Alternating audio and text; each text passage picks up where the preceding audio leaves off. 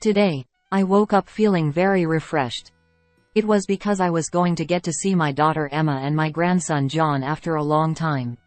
I was fully prepared with a housewarming gift and treats for John. In high spirits, I left the house with my husband and we arrived at Emma's new home after a few minutes. It was a very beautiful and splendid house, predominantly white. I couldn't contain my excitement to see everyone, but Emma and the others only spoke to my husband. They didn't say anything to me, nor did they make eye contact. My husband handed Emma the housewarming gift and gave John the treats I had prepared, and they walked to the dining table while chatting. Then, Emma, John, and my husband started talking happily around the table. I continued to stare blankly at them as they talked. It was not that they couldn't see me, so why wouldn't they try to talk to me? In that uncomfortable atmosphere, I suddenly sensed a presence in the hallway. When I looked, I saw John beckoning me from the shadows of the hallway. Ah, I hadn't been forgotten. Feeling relieved and happy, I hurried over to John. "John, you've grown so much. What's the matter?" John said. "Well, Grandma." He seemed to be struggling to speak, mumbling something. After a while, he finally opened his mouth. What? That means. If my hunch was correct. Feeling as if cold water had been thrown on me, I left John there and impulsively ran outside. It must have been about 10 minutes since I rushed out of Emma's house. When I calmed down, I noticed my smartphone vibrating. "I'm sorry. I heard something from John and couldn't help but run out. Actually, I have something to talk to Emma about." The time had finally come to speak. "I am Nancy. Recently, something delightful happened to me. The day after I turned 52, my colleagues at work gave me a small celebration. On my birthday, both my husband and I had the day off. I was slightly hoping for something special, but the day ended just as usual, and I went to bed feeling a bit disappointed. I carried that feeling with me to work the next day. Then, my colleagues and juniors celebrated with me, and I felt warm and happy for the first time in a while. Look, my coworkers celebrated my birthday." "Oh. That's nice." I reported it to my husband as soon as I got home as I was overwhelmed with joy, but his response was flat. I wondered if the special feeling of birthdays fades after being together for so many years. He used to be a bit more considerate. 30 years ago, my husband and I met through a mutual acquaintance. I was drawn to his subtle kindness and pleasant demeanor, and we started dating. Over time, we got married and had a daughter, reaching the peak of our happiness. At the beginning of our marriage, he was just as kind as when we were dating. However, one day, despite the birth of our daughter, he started coming home late and going out more often, claiming it was for work-related socializing. I wondered where he was and what he was doing under the guise of socializing. As I was frustrated by his frequent outings, I asked him, "You've been going out a lot lately. Where do you always go?" He quietly opened his mouth. "Slot." I felt like sighing. It seemed he had gotten hooked on gambling, which started as a work-related activity. I understand it might be hard to stop suddenly, but could you try to reduce the number of times you go? Hoping to prevent him from getting further into gambling, I made this request. "I'll try my best," he said. I decided to trust and wait for my husband to change. A few days after that conversation, on the day our daughter Emma started attending kindergarten, I noticed that the collection bag for the kindergarten was empty. I wondered if I had forgotten to put the money in and started looking for it, but it was nowhere to be found. "You need to leave for the kindergarten, or you'll be late," my husband said, seeing that I was still not ready to leave despite the time. "I want to take her to kindergarten, but the collection bag I had prepared is empty. Where could money have gone?" My husband started to panic. "I'm sorry. I was short on money and used some yesterday." I was so shocked by his sudden confession that I was speechless. Why? Why did he take money from the collection bag? Questions raced through my mind. A mix of shock and confusion overwhelmed me. I decided to pretend everything was normal and take Emma to kindergarten, and planned to talk about it that night. "Not enough money? Is it because you spent it on the slot? How much did you spend?" He looked apologetic with tears in his eyes and apologized in a small voice. I had asked him to reduce his visits to the slot, but he couldn't stop going. In fact, he started spending more money, dipping into our living expenses. As he continued to explain, even more shocking facts emerged. It turned out that he had taken out loans in my name. I couldn't believe it was real. I'll reduce the number of times I go to the slot. I'll repay the debt without causing you any trouble, Nancy. He pleaded, tears in his eyes. Can I trust this man's words? Can someone addicted to gambling quit so easily? Although these thoughts were in my mind, I decided to end the conversation since I realized that continuing to talk wouldn't solve the problem immediately. The three of us usually slept together, but I wanted to calm down, so I slept separately from my husband.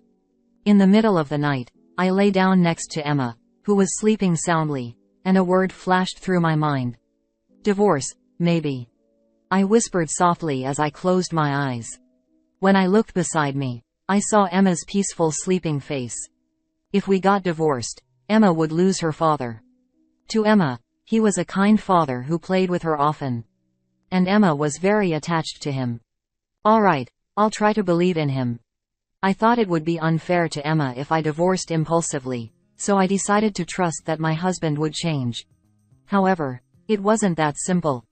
My husband repeatedly dipped into our living expenses. Each time we talked about it, but he kept doing it. Frustration grew with his lack of change, and sometimes I didn't want to talk to him or even see his face. But I didn't want Emma to see her parents' strained relationship. I held back from divorcing my husband, though I was driven by the desire to protect Emma from sadness, no matter how many times he betrayed me. Unaware of the conflicts between my husband and me, Emma grew up quickly and became 15. Dad, Mom, listen. I got a good score on the recent mock exam. She has grown into a very studious child, though I wonder whom she took after. Wow. You did great. My husband said. That's amazing. What a relief. I added. The once little Emma was now talking excitedly about her upcoming high school entrance exams during dinner. Only 2 months until the exams. Around midnight, I realized her light was still on as I passed by Emma's room. It seemed she was studying late. I thought I might bring her a snack to give her a little break. Emma, sorry to interrupt your studying. I'm coming in. Mom, what's up? You're studying so hard, so I brought you some pudding as a treat. Wow. Perfect timing. I was just thinking about taking a break. Emma eagerly ate the pudding. She had studied so diligently every day that I sometimes worried she might be overdoing it. I was very impressed by her dedication to getting into her desired high school. Oh, by the way, Dad gave me this the other day. Emma happily showed me an encouragement card for her exams. Dad is so thoughtful in ways like this. My husband supported Emma's decisions, cheered her on, and gave her thoughtful gifts, showing great kindness to her. However, despite Emma's growth, my husband continued to accrue debt and turned to me in tears each time, and his behavior unchanged. Emma didn't know about his gambling addiction and believed he was a good father. Emma finished her high school entrance exams and successfully got into her desired school. Emma, that's wonderful. It's thanks to Mom and Dad's support. Maybe Dad's card gave me the strength. Thank you. Even if the persona my husband shows to Emma is false, as long as Emma is happy, that's what matters. Seeing Emma's joyful face made me glad I didn't go through with the divorce. Emma enjoyed her high school life and then decided to attend a university in the city, far from home. Are you really going to New York? I always thought she would stay local, so the thought of being apart from Emma made me very sad. But I didn't want my feelings to limit her choices in her life.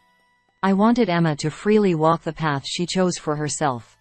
With these complex feelings, I accepted her decision to move to the city. Mom, don't worry. I'll come back sometimes. Emma reassured me since she seemed to sense my sadness. And then, the day of Emma's departure arrived. My husband and I took her to the airport. Dad, Mom, stay happy together, she said cheerfully as she was waving occasionally and walked toward the boarding gate. I silently returned home feeling the weight of the sadness. Just the two of us living together, huh? My husband would likely continue to indulge in gambling without learning his lesson. Thinking that, I sighed softly. My prediction came true. When we were living with Emma, my husband used to go to the slots for short periods so she wouldn't notice. But at that time, I was the only one left at home. As if spreading his wings, my husband spent all his time at the slots, whether after work or on his days off. As long as we had enough money to get by, I said nothing to him and just went about my daily life. Deep down, I thought, no matter what I say, he won't change. I'm too tired to make him stop. Perhaps I had already given up. While living that way, Emma graduated from college and decided to get a job over there. So she's not coming back. I had hoped she might return home after graduation, but my wish didn't come true that easily. A few years later, I received some happy news from Emma. Mom, I got proposed to. Wow, really? Congratulations. What is he like? His name is Jason, and he's super kind, just like Dad. And, Emma went on talking about the furniture for their new home, which plants to choose, and other trivial matters. I got stuck on the words, just like Dad, but listening to Emma's lively, happy voice, I swallowed the words that almost spilled out of my mouth. Should I tell Emma about her father? But if she found out that the father she thought was kind was actually a gambling addict with debts, it would break her heart. I didn't want Emma to feel that pain or sadness. Convincing myself of this, I let the opportunity to confide in her pass by. A year later, even more joyous news arrived. Emma had given birth to a baby. In the video, the baby looked so tiny and fragile, as if touching him might break him, yet he cried out with a strong voice. He was a cute baby. He was our first grandchild. I wanted to visit immediately, but the distance made it difficult. They named him John, and Emma sent photos and occasionally made video calls since she thought I couldn't go to see. With each contact from Emma, I could see John growing into a healthy, lively boy. When my husband was home during video calls with John, I'd call him to join us, and we'd look at John's photos together. Although my dissatisfaction with my husband persisted and our conversations were minimal since it became just the two of us, we could talk naturally like a normal couple when it came to John. John's presence was my solace. However, Emma's messages gradually became less frequent. She had likely returned to work, finding it challenging to balance her job and parenting. I remembered having such a period myself, when everything was busy and difficult no matter what I did. When she was juggling work and raising children, frequent messages can be overwhelming. It would be better to get in touch once her life settles down and she had more time. Thinking this, I refrained from contacting Emma too often. 5 years have passed since John was born. Unusually, my husband was home for dinner and said, Emma told me they're moving to the next town. Apparently, Jason got transferred. Really? Did she contact you? Yeah. She only mentioned it briefly since they've been busy. She could have told me something so important directly. Feeling a bit miffed that she hadn't contacted me, I was still thrilled that Emma would be moving nearby. I decided to get in touch with her over the weekend. I couldn't wait for the weekend to arrive. Thinking that, I somehow fell asleep pleasantly that night. When the weekend came, I opened my phone to contact Emma.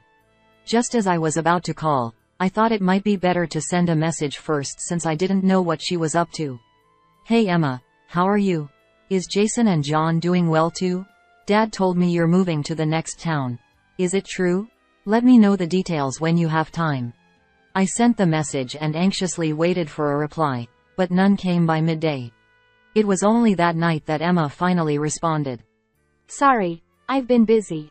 Our house in the next town will be ready by the end of May. We plan to move in June. Got it. Let me know when you've set the moving date.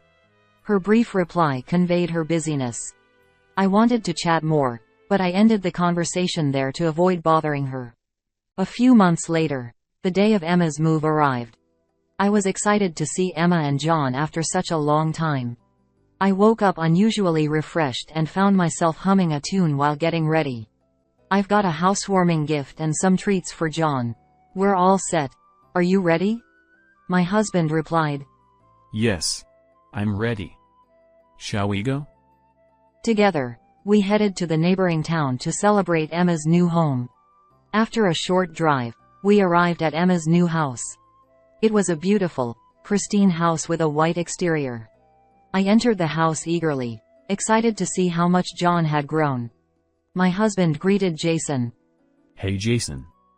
What a splendid house you've got here. Jason responded. Long time no see. Please, come in. Emma welcomed us. Dad, welcome.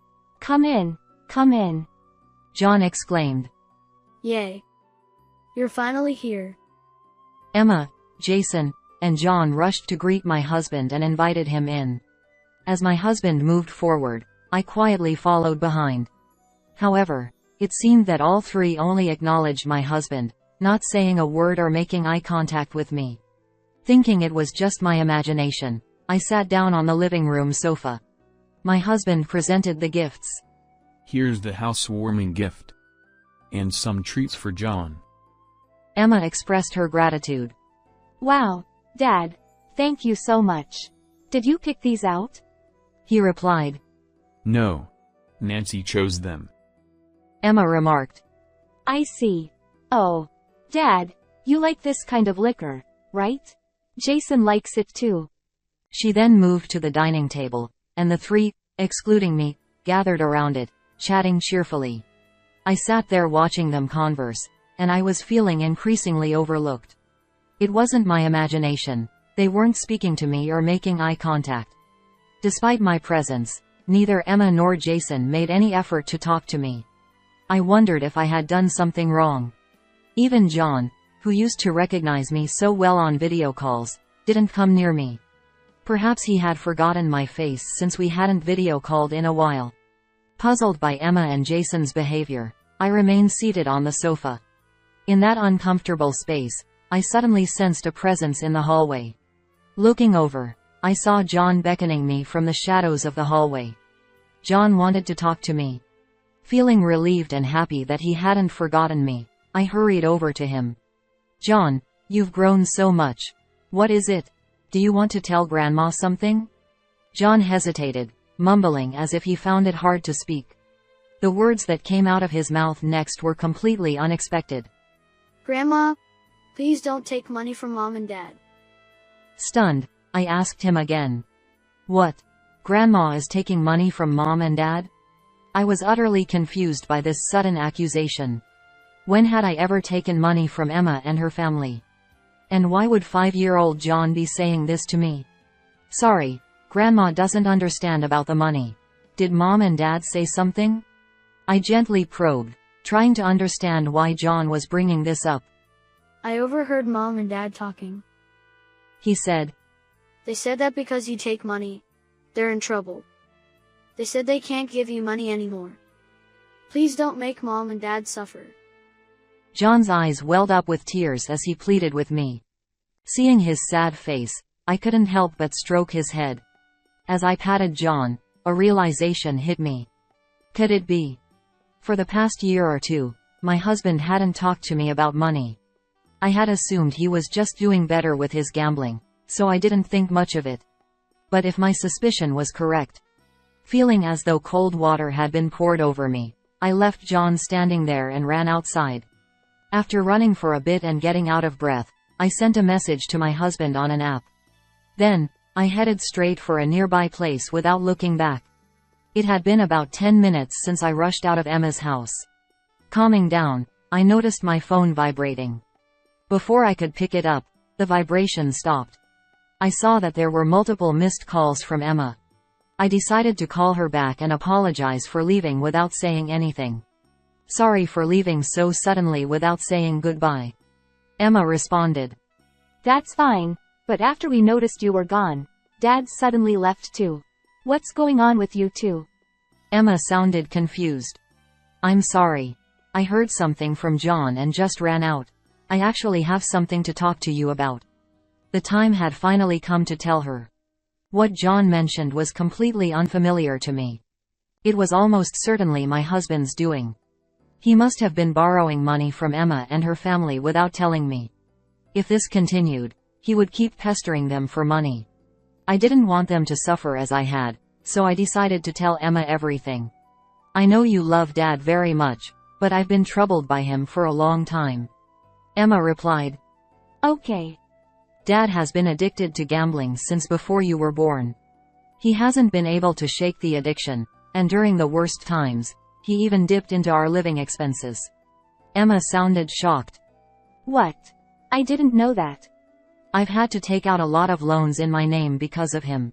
I'm still slowly paying them off, but Dad hasn't changed, and there's still a long way to go. Emma said. Wait a minute. That's not what I heard. Isn't it you who's in debt and struggling? Did Emma think I was the one with the debts? Emma said.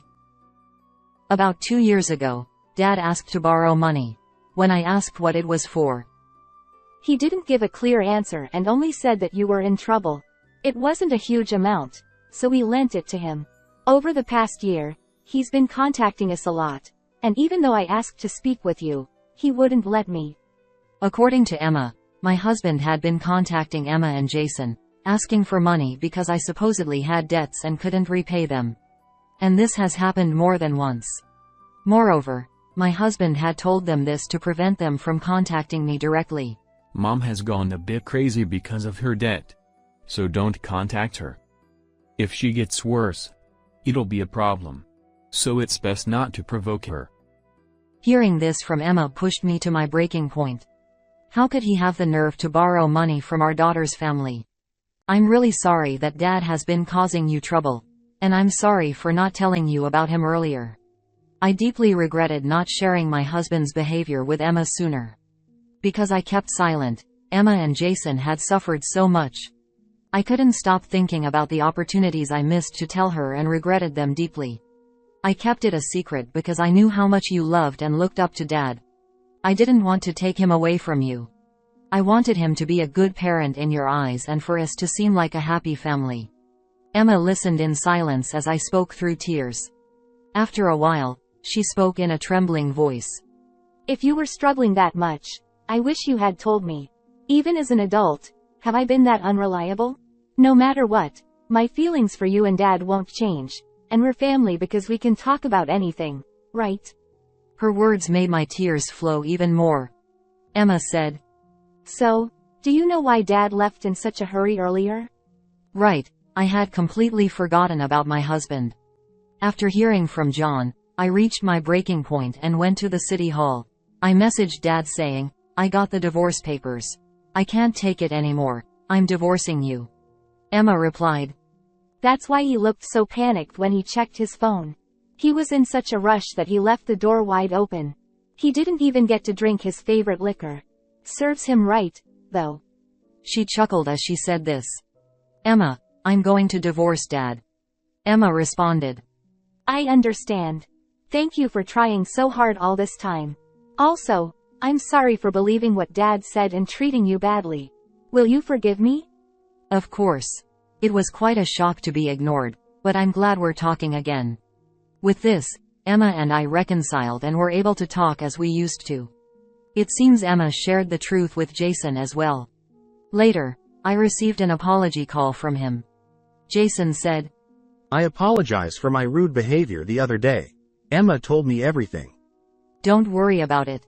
I'm sorry for causing trouble with my husband. I'll make sure he repays the money. Jason continued. I have a friend who specializes in divorce mediation. Would you like me to introduce you? I was able to reconcile with Jason too, and he even offered to help with the divorce preparations. Since it was difficult to live in the same house as my husband until the divorce was finalized, I rented an apartment and lived alone to avoid seeing him. The preparations for my side of the divorce went smoothly, and all that was left was to file for mediation. The person Jason introduced was very skilled and recommended that I also claim alimony to make up for everything that had happened. Without hesitation, I proceeded to file for alimony.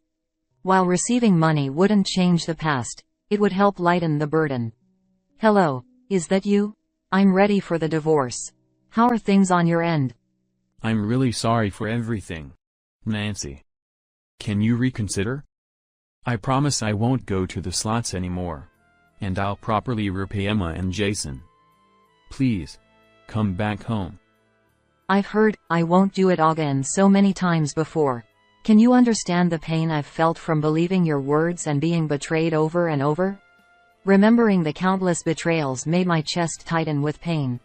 Even after the divorce mediation started, my husband stubbornly resisted. But after multiple sessions, we finally finalized the divorce. We arranged for my husband to repay the debts in my name, freeing me from the burden of debt. The money borrowed from Emma and Jason was also legally arranged to be repaid by my husband. After the divorce, my husband continued living alone in our former house. However, gambling addiction is truly terrifying. Despite everything, my husband couldn't quit gambling. Unable to borrow money and with nowhere to turn, he eventually resorted to using his company's funds. Now, he seems to be living quietly in a town far from our hometown. He's working steadily to pay off alimony and the debt. One day, a while later, I visited Emma's house. As we chatted and had lunch together, the conversation suddenly shifted. Hey Mom, Jason and I have decided something. Why don't you come live with us? I was surprised and overjoyed by the unexpected proposal. But I had already caused enough trouble for Emma and Jason. I couldn't impose on them any further. I'm very happy, but I'll just accept your feelings. As soon as I said that, John's enthusiastic voice rang out. Does that mean Grandma will live with us? Yay. Grandma, we'll be together all the time. Happy. Seeing John's joyful expression and excitement, I felt it would be more impolite to refuse. Can I really lean on you like this? Of course. John is excited, and Jason and I would be happy to. Plus, it will be fun living together. And so, I moved in with Emma's family. Since both Emma and Jason wanted to focus on their careers, I spent my days helping with housework and taking care of John. Thanks to that, my days were very fulfilling. While living this enjoyable life, I sometimes thought about the past. During the most difficult times, what would have happened if I had trusted Emma, even though she was still a student, and talked to her about her father? If I had confided in her when she got married, would the future have been different? But by finally gathering the courage to speak up, I am now able to live a life of incomparable happiness. Grandma, I'm home. Guess what? Today, my teacher. Watching John happily recount his day with a beaming smile, I wished this happiness would last forever.